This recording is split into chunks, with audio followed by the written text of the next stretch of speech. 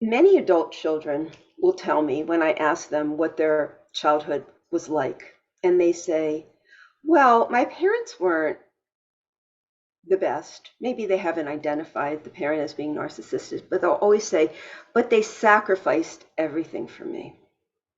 And so my next question is, what have they sacrificed? And generally, it's the things that are basically legally expected of a parent.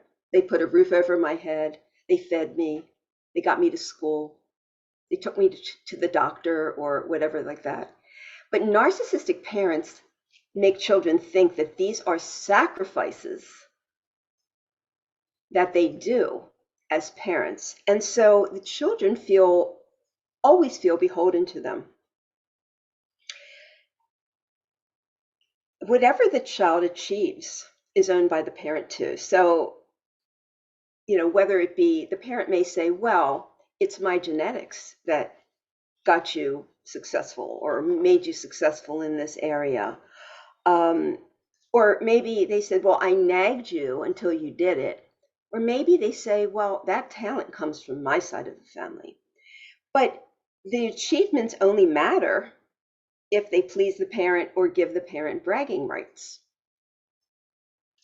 So children who do not give parents bragging rights are generally pushed to the side because they have nothing to offer. Bragging rights help the parent to get narcissistic supply, which is what feeds them constantly. And they only want children that supply that. And children know that. So children are forever beholden to the parent. They know that love is conditional. They're never loved for who they are, only how well they can please and accommodate the parent. And the fact that the parent can be nice from time to time is a constant source of confusion for children. They learn that kindness and generosity always comes with strings attached. They want to believe they're loved, and they will deny what's happening to them. Therefore, buy into the deception over and over, because the truth of how their parent feels about them, they know this is not unconditional love. They know they have to perform for the love. And the truth of accepting that parent for who they are and accepting that this parent does not really have the capacity to give them unconditional love is very painful to accept. But even when they do catch on, even when the dynamic becomes obvious, children know no other way to be loved. This is how they grow up. Favor shown by the parent is fleeting. If they are displeased with one child, they will ice that child out and woo another one.